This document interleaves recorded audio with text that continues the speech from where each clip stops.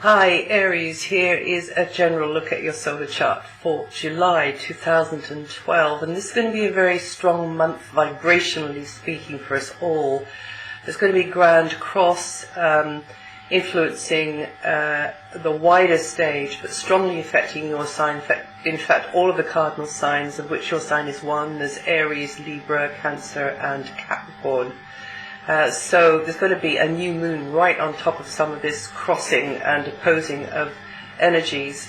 And you natives born in the last week of Aries, or with from 25 degrees, around about 25 degrees of Aries rising, maybe a bit earlier. I'm going to feel this most strongly, but it will pulse through all of the signs, be affecting us all. But this new moon will be opposing Pluto. This new moon is a strong one. It's in its home sign, Cancer. It will be opposing Pluto and making hard aspects to Mars and Uranus, who also will be opposing each other. And this all is happening on the 17th. The new moon is on the 19th. So it's kind of in that time there. There's also Mars for some of the month, particularly between the 14th and 22nd, kind of niggling and triggering and almost like fire starting the already very volatile transformational energies, which are evolutionary and radical and fundamental and transformational, though, of Uranus and Pluto. So there's an awful lot going on in July, but I'm mentioning this to you because your sign will be almost like on the front line of some of this, and it always depends on your natal chart, really. So this is just looking at the solar chart energies. But for you, Aries, as far as the solar chart goes, it could be frustrating for some reason, in a major way or a minor kind of a way. But those sorts of frustrations and challenges are likely to be in the pipeline. July might set certain precedents or set things off or sort of upset the apple cart, which then has knock-on effects. And this is for us all. This is not just for your sign. But as your sign is a cardinal sign, I'm saying it a little bit more strongly to you. Now, there is a new moon right on top of this on the 19th of July, which does mean that I call it sort of pressing down the clutch and putting the gear stick into neutral. If you don't have an automatic. I don't quite know what you do then. I suppose you just put it into neutral anyway, don't you? And it's like you choose which way you want things to go, because new moons are very, very useful for setting our foot on the right path and going in the right direction. So even though it's not a huge eclipse or anything like that, which is going to deliver more energy, a new moon is still useful, and so you need to use the tools that are there, vibrationally speaking. And even though it's invisible, it is a pulse that is actually tangible, and you can feel it, especially when you get hard aspects from things like Saturn or planets like Saturn and Pluto and Mars, and then you really feel it even though you can't see it. So you can really use that energy to sort of steer you in the right direction, but I would try to avoid scheduling anything really important over the time that this in sort of in the hardest bit of this Grand Cross, which is on the 17th actually, but just a couple of days either side of that. But also you've got another, or we have got another hard aspect between the Sun and Saturn. That's between the 14th to the 17th. That's where it's at its most acute. So yeah, it could be a pivotal time, maybe in quite a tense time, and the advice would be to follow your heart, even though it feels like an uphill climb. Okay, and don't lose sight of that. So for you anyway, otherwise, there's some nicer things going on this month. The focus will be in and around the base of operations, I think, or not very far away. Family matters, community matters, from home, at home, over the wires. Property matters may be a key feature as well. You may be giving attention to your space, or a space, inside space, outside space, a sense of community, as I said, a sense of family as well.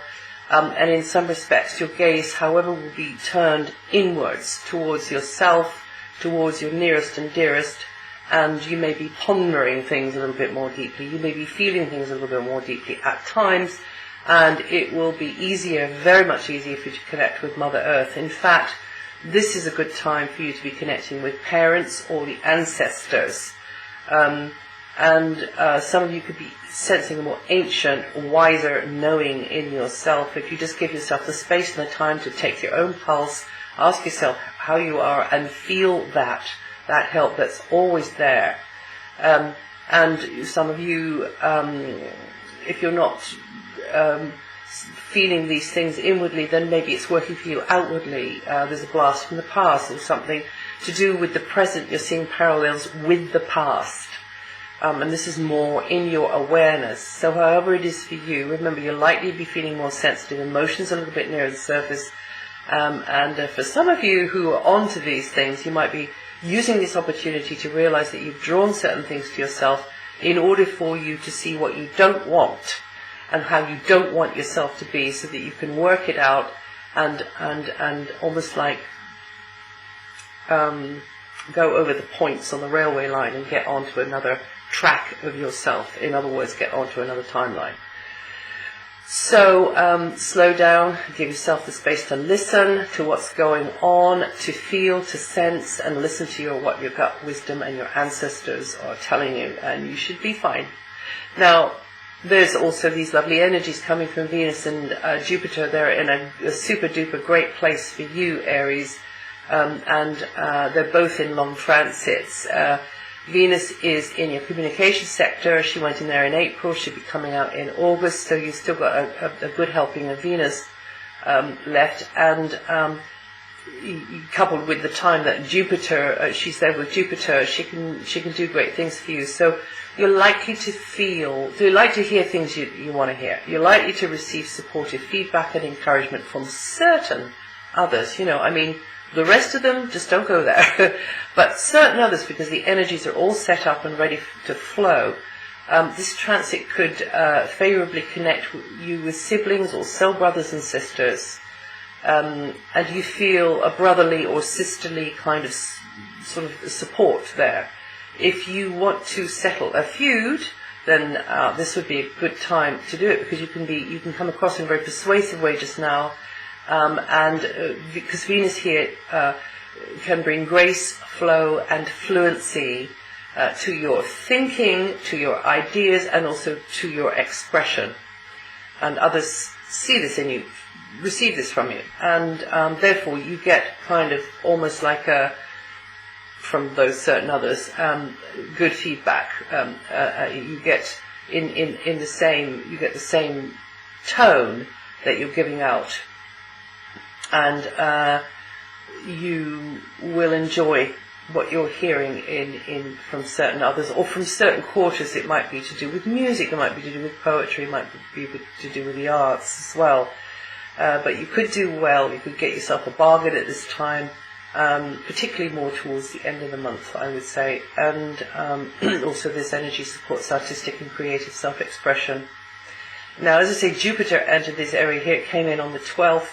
There to stay for about 12 months, so 12th of June, there to stay for about 12 months, so about 11 months now. And during this long transit, you will be on something of a learning curve, whether that's you deciding to go and take a course in something, because as it's a long transit, things will unfold slowly, it evolves slowly, and it won't be all over till the fat lady sings.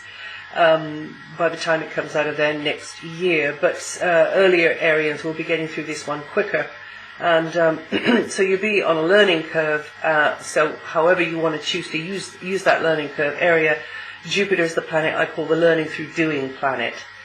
So definitely will underpin good communications, learning how to communicate better, enabling you in that way, but also your creative self-expression. Media, anything in the communications area, education, as I said already. Now, just at the beginning of July, as I say, July is a powerful month, and it's not an easy month, vibrationally speaking, because just beginning of July, as I say, there's this grand cross, but also this other thing with Jupiter touching Neptune, Jupiter and Neptune touching each other, both big gas sort of planets. And yes, you could say that they can be full of hot air, and they need to come down to earth a bit. Well, they are making this transit where they're touching each other over the first 10 days in particular of July.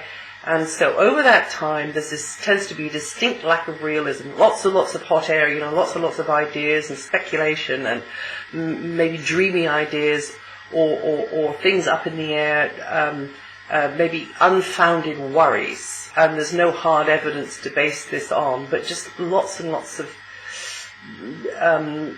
maybe almost like delusional, deceptive energies around. So again, choices here.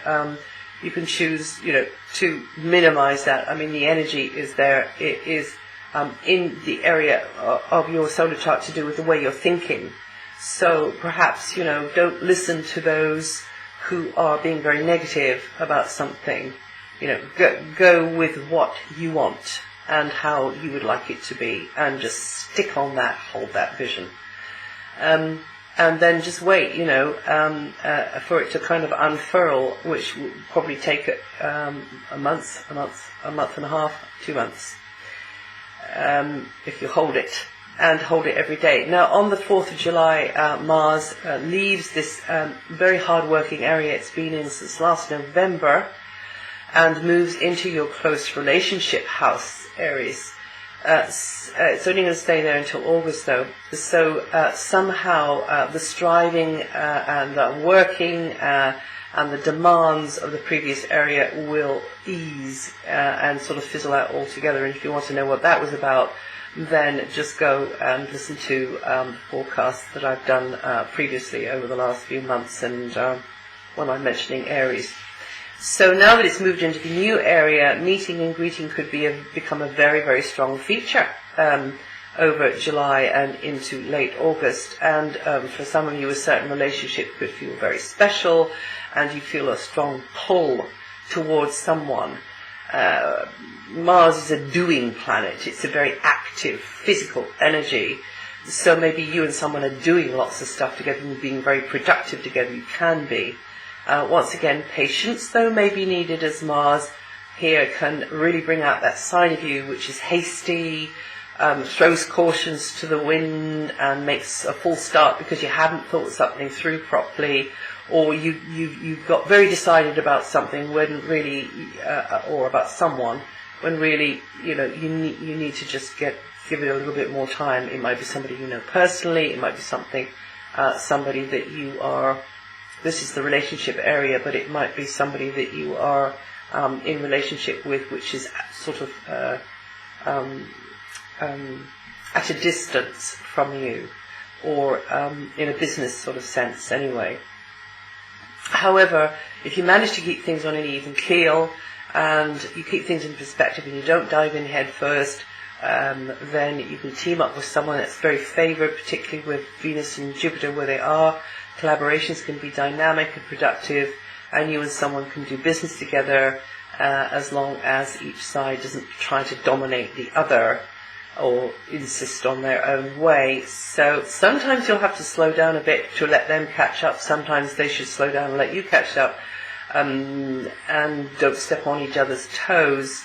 But Mars can lead to a conflict of opinions or interests, and so there might be sort of hot debate going on for some reason. And as I say, just keep things in perspective.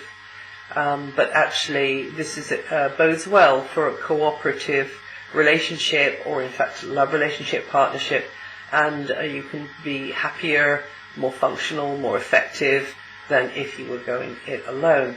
Now, Mercury just happens to be in a very romantic and playful area of your solar chart, Aries, as it's sitting there in this very entertainment-orientated part of your solar chart. And overall, it may mean that you're thinking more creatively, or that you've got more access to fun type activities, lighter activities, and it's just a good time to hang out. I mean, it's not a major dominant aspect, because it is against the background. In fact, everything I've said about Venus, Jupiter, Mars and Mercury is against the background of the grand cross energies, these tensions around, in the air affecting us all.